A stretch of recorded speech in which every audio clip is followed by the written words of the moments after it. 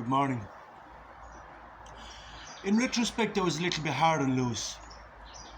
And following this retrospection, I asked myself, am I sorry, or do I regret being a bit hard and loose?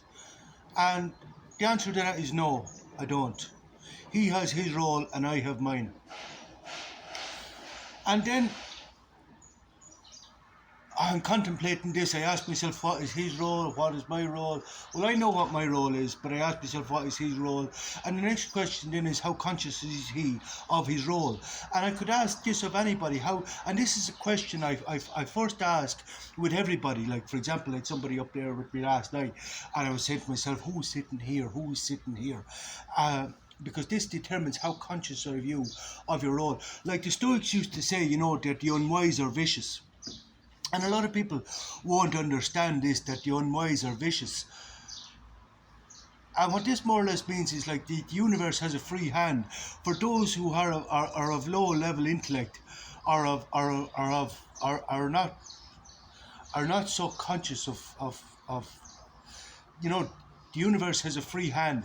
Like Gerald Ford used to be the president of America, and they used to say he was so stupid that he couldn't walk and chew gum at the same time. Now, we could nearly say the same about Donald Trump.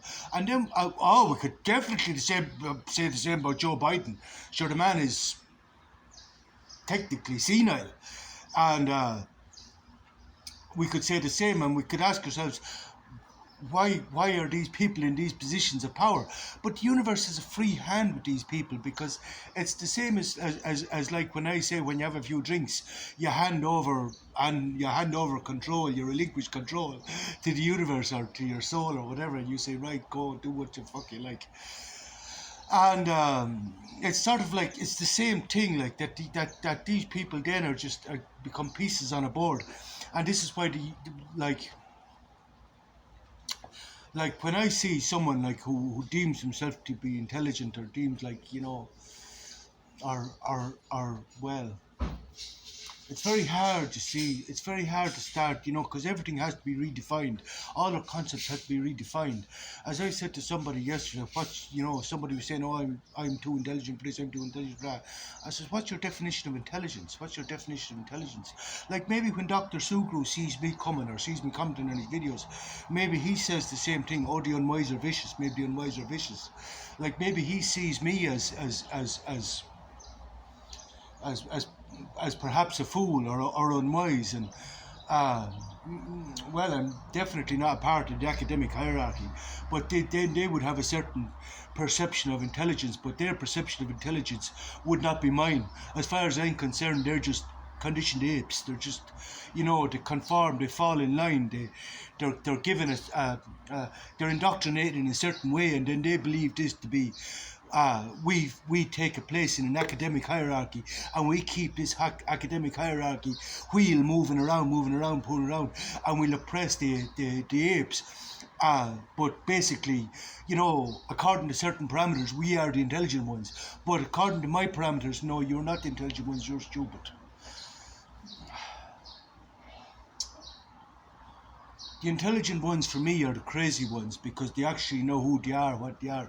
It's like somebody I used to hang with in Plovdiv, and he said, it's all part of the game, Davey, it's all part of the game. And I used to laugh and say, yeah, it's all part of the game. But the intelligent ones know that we're playing a game.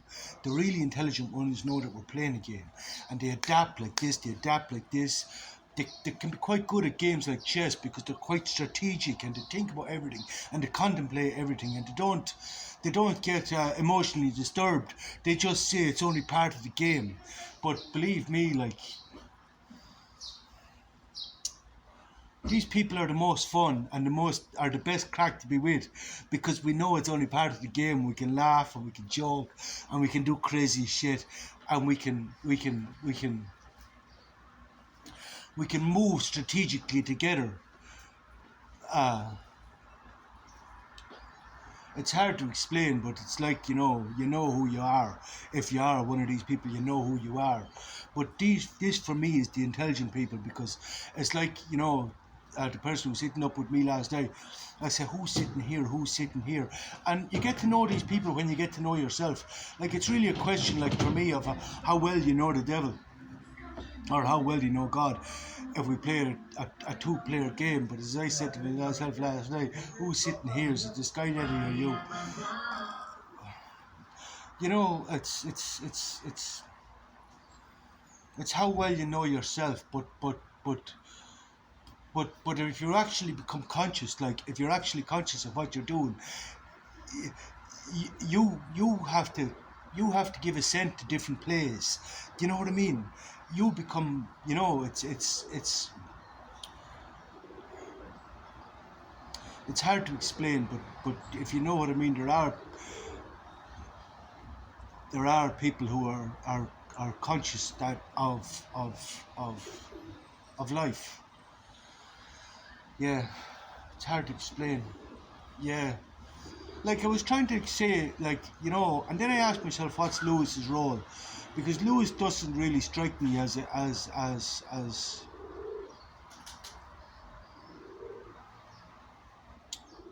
so what is intelligence like? I remember I was doing the CBT course, and Keane Ramsey said out of Howard Gardner's book that there's 9 different types of intelligence. Like, I can't build a house. When it comes to, like, uh, music, not a chance. I have no wish to apply myself to this. I have no wish to apply myself to learning any language. Like, I'm here in Bulgaria 3 years. I used to say, like, that how intelligent a person is. When I was living in Ireland, you know how intelligent a person is, how quickly they adapt and learn English. But yet, like, that's, a person can be autistic in a certain regard and intelligence in a certain way. Like, I remember I spent ages trying to work out if somebody was stupid or extremely intelligent. And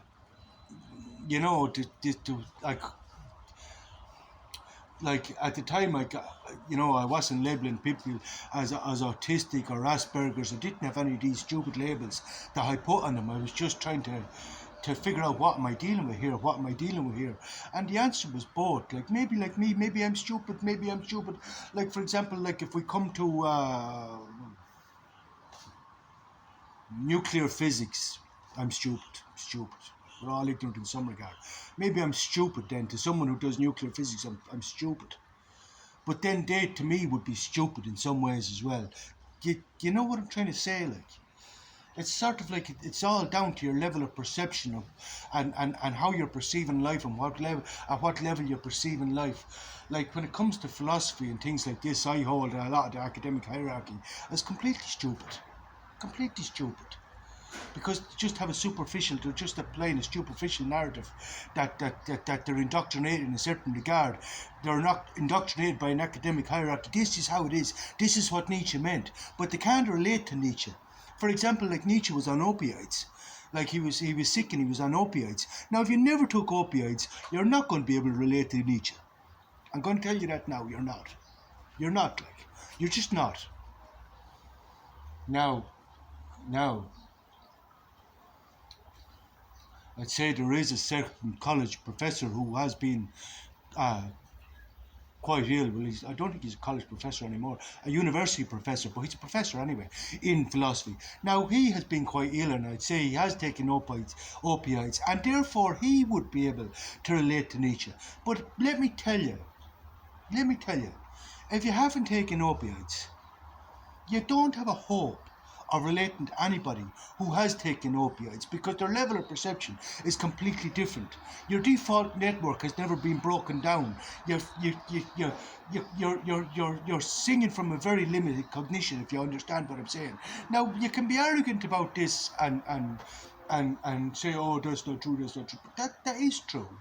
Like, they had a psychedelics program at Harvard, and some of the greatest minds have went through this psychedelics program, and then they pull up the ladder, because, like, they say, oh no, we'll make psychedelics illegal, because, like, if you look at The Waking Dead, like, this was, I'm not going to go into the philosophy of the waking dead now, but let me tell you, it was deep and profound. But one of the things is, when they reached modern suburbia, when we got to the stage of where they reached modern suburbia, and the people who felt alive and the people who were used to surviving were now brought into this modern suburbia where they got the ice cream. I spent hours yesterday writing a whole thing on the significance and insignificance of an ice cream. but I but I'll go into that again. The significance and insignificance of an ice cream. I used to steal an ice cream every Sunday, and yesterday I was contemplating why I used to steal the ice cream, the significance of the ice cream and the insignificance of the ice cream. Like, I've money now, I've a few pound now, and I would not buy an ice cream. I will not buy an ice cream. Even though yesterday was Sunday, it was my cheat day. I had an extra chicken leg and I had some extra rice, but I wouldn't buy a goddamn fucking ice cream. The ice cream is of no use to me. You, you know, I might make another video about this, the significance and insignificance of an ice cream. But when I see in the Waking Dead that on reaching modern suburbia, one of the first things we're handed was a goddamn fucking ice cream. And what is it? Only sensations on the tongue, sensations on the tongue. But and I was contemplating, why did I used to steal the ice cream? And there were so many. The ambiguities of these is many. Like, do you know how present you have to be to steal an ice cream?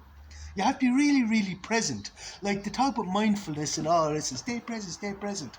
Let me tell you, go fucking steal something. Go and steal something, and you'll know what being present is, and how very many variables that you have to process and take into account and to assess the right moment to steal the ice cream. All the variables that you have to assess to steal this fucking ice cream and mitigate the consequences of getting caught. As they used to say in Sparta, this is Sparta. This is Sparta. But like, can you even begin to imagine how conscious you have to, how present you have to be to steal an ice cream? Very, let me tell you, very. But not only the ice cream, I used to have to steal all my food. But it's one way to learn how to stay present. Go and steal something. But anyway, and then after a while, I said to myself, here I am gone into my whole thing in the ice cream. I'm only scratching the surface of it. But let me tell you then, after a while, I said to myself, why am I even stealing this ice cream? And then I thought about why I'm stealing this ice cream, and why, what is the expectation of how I expect this ice cream to taste. And then when I'm eating the ice cream, I'm asking myself, what exactly am I getting from eating this ice cream? And is it just a sensation on the tongue? And does the actual reality of this sensation match the expectation of how I expected this to taste, how I expected this to feel? How is this impacting on my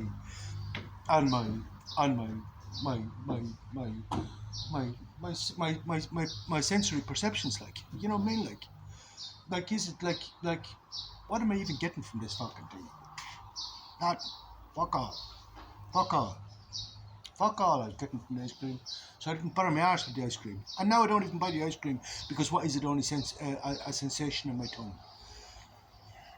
And then, like, for example, like yesterday, I was up in the shop and I was saying to myself, now I had my breakfast that morning and I went late to the shop. So I was up in Kaufland and I asked myself, will I buy some bread? Will I buy some bread to tide me over till I get home?